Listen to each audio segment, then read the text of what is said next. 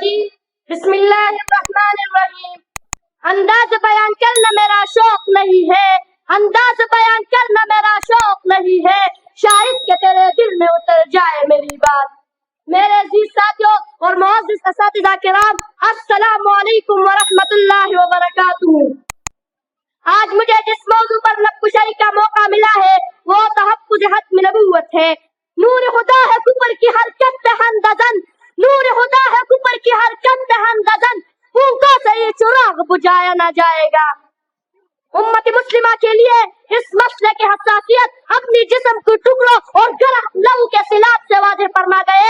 ایک ایسا زمانہ جس میں تمام مسلمان شدید غم سے دوچار تھے، انہوں نے اپنی زندگیوں میں آنے والی سب سے بڑی مصیبت کو بھی تھوڑا وقت پہلے ہی جھیلا تھا۔ نبی کریم صلی اللہ علیہ وسلم کے اس دنیا سے تشریف لے جانا کا ایک ایسا صدمہ تھا جن کا اندازہ صرف انہی حضرات کو ہو سکتا ہے جن کے قلوب نے اس کا تحمل کیا تھا۔ اللہ اللہ اللہ۔ صحابہ کرام نے ابھی قریب ہی سانحہ جھیلا تھا، دلوں میں اس کا غم ابھی تازہ تھا کہ ختم نبوت پردہ کا ظلم شروع ہو گئی۔ کئی بدبخت سیاروں پوری باطن پوری فتو سے نکل کر نبوت کا دعویٰ کرنے لگے۔ ان کا خیال تھا کہ غم میں ڈوبے صحابہ کرام کی جماعت ابھی ظاہری مسائل میں الجھی ہوئی ہے اور فرصت کی مدت میں انہیں اپنا کام گزرنے کا موقع مل جائے گا، لیکن ان کا خیال مذہب ثابت ہوا۔ صحابہ کرام کی جماعت کی قیادت اس وقت یار غار حضرت ابوبکر صدیق اکبر رضی اللہ تعالی عنہ کے ہاتھ میں تھا۔ حضرت ابوبکر اور انہوں نے بلا ادنیٰ توقع اپنی نعرہ بلند فرمایا، کیا یہ ممکن ہے کہ صدیق کی زندگی میں دین میں قطع و برید ہو جائے اور پھر پوری جماعت کا اجتماع ہو گیا؟ کیا منکرین ختم نبوت سے طریقاتوں سے نمٹا جائے گا؟ اس کی خاطر کسی قربانی سے دریغ نہیں کیا جائے گا۔ صحابہ کرام کے لشکر نکلے، حسود غنچی تو پہلی انجام کو پہنچ چکا تھا۔ سب سے زیادہ زور کے ساتھ فتنہ اٹھانے والے مسلمہ کذاب کی طرف قافلہ چلے۔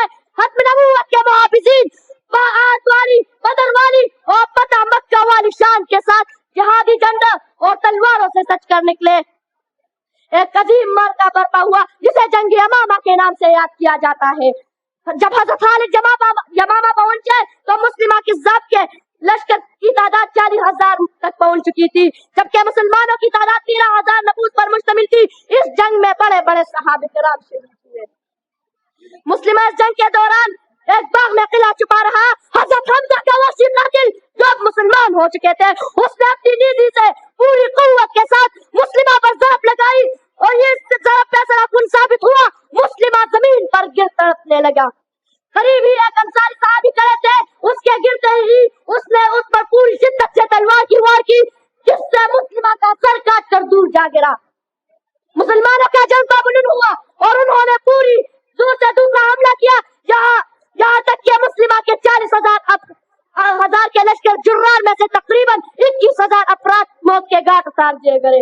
منکر کے لیے نار جہنم ہے مناسب، منکر کے لیے نار جہنم ہے مناسب، جو آپ سے جلتا ہے وہ جل جائے تو اچھا۔ حاضرین و ناظرین، اس جنگ میں سب 660 مسلمان شہید ہوئے۔ مسلمہ کذاب کے موت کے بعد اس کا قبیلہ صدق دل سے دوبارہ اسلام میں داخل ہو گیا۔ مورخین نے لکھا ہے کہ یہ جنگ جھوٹی مدعیان نبوت کے خلاف آخری معرکہ تھا، جس کے بعد صدیقی میں کسی اور شخص کو نبوت کا جھوٹا دعویٰ کرنے کی ہمت نہ ہو سکی۔ میرے عزیز دوستو، اس کے بعد ختم نبوت کے خلاف اٹھنے والے جس فتنے کا علاج اسی اندازے میں کیا گیا، اس کا وجود ہمیشہ ہمیشہ کے لیے مٹ گیا۔ ہمارے زمانے میں ختم نبوت کا مسئلہ قادیانی فتنے کے ساتھ جڑا ہوا ہے۔ قادیانیوں کا آئینی طور پر غیر مسلم قرار دلوانے کی جدوجہد میں مختلف ادوار میں 10,000 سے زائد مسلمان پاکستان میں شہید ہوئے۔ پاکستانی آئین میں قادیانی کو غیر مسلم قرار دیا گیا ہے۔ کوئی ایسا ہے نہیں جس کو خبر، کوئی ایسا ہے نہیں جس کو خبر، پھر جو غفلت سے تئی دنیا کا دستور ہے۔ بے شک محمد صلی اللہ علیہ وآلہ وسلم آخری رسول اور پیغمبر ہے اور قرآن مجید آخری آسمانی کتاب ہے، مگر منکر ختم نبوت ہی نہیں سمجھتے۔ سورہ احزاب میں اللہ تعالیٰ کا فرمان ہے، تم مردوں میں سے محمد کسی کا باپ نہیں۔ اس فرمان سے واضح طور پر مہر ختم نبوت کا اقرار ہوتا ہے۔ کلمہ توحید میں ہم اس بات کا اقرار کرتے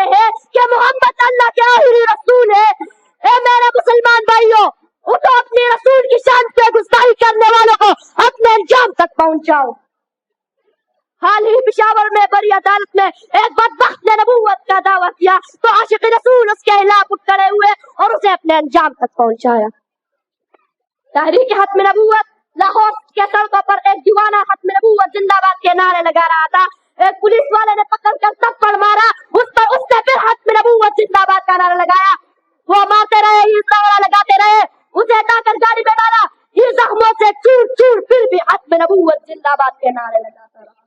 اسے عدالت میں لا گیا، اس نے عدالت میں آتے ہی ختم نبوت کا نعرہ لگایا، جج نے کہا 1 سال سزا، اسے پھر نعرہ لگایا ختم نبوت زندہ باد، اس نے 2 سال سزا سنا دی، اسے سزا سن کر پھر نعرہ لگایا، یہ نعرہ لگاتے رہے، وہ سزا بڑھاتے رہے، فوجی عدالت جب بھی سزا کو پہنچی یہ عاشق رسول باز نہ آیا اور نعرہ لگاتا رہا، تو میجر نے کہا اسے گولی مارو، اس نے گولی کا سن کر پھر نعرہ لگا کر نعرہ بلند کرتی ہوئی دیوانہ وار رقص شروع کیا اور ساتھ ختم نبوت زندہ باد، ختم نبوت زندہ باد کے پلک شگا ترانہ سے ایمان پرور اور جدپرین کے پیت تاری کر دی۔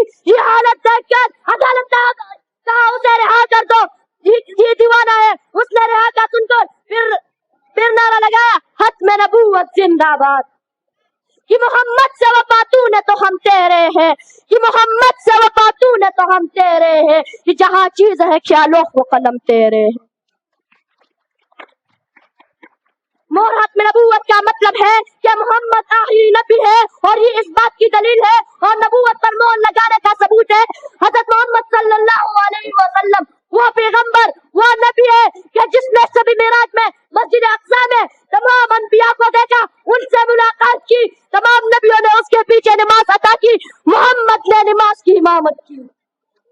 یہ وہ پیغمبر ہے جس نے عرض پر اللہ سے کلام کی، جنت اور دوزخ کی سیر کروائی، یہ بڑے اعزاز کی بات ہے۔ تحریک ختم نبوت میں ایک طالب علم کتابیں ہاتھ میں لیے کالج جا رہا تھا، سامنے تحریک میں شامل لوگوں پر گولیاں چل رہی تھی، کتابیں رکھ کر جلوس کی طرف بڑھا، کسی نے پوچھا یہ کیا؟ جواب میں کہا ہمیشہ پڑھتا رہوں، آج عمل کر رہا ہوں۔ جاتے ہی ایران پر گولی لگی، گر گیا، پولیس والے نے آ کر اٹھایا تو شیر کی طرح گرجدار آواز میں کہا ظالم گولی ایران پر کیوں ماری ہے؟ عشق مصطفیٰ تو دل میں ہے، یہاں دل پر گولی مارو تاکہ قلب و جگر کو سکون ملے۔ یہ ہوتا ہے عشق رسول صلی اللہ علیہ وسلم کا شمع کا پروانہ۔ میں جتنا بھی اس موضوع پر بولوں کم ہے، آخر میں ایک حدیث پیش کرتا ہوں، جس نے ختم نبوت سے انکار کیا وہ دین اسلام سے خارج ہے۔ دنیا میں احترام کے قابل ہے جتنے لوگ، دنیا میں احترام کے قابل ہے جتنے لوگ، میں سب کو مانتا ہوں مگر مصطفیٰ کے بعد۔ والسلام۔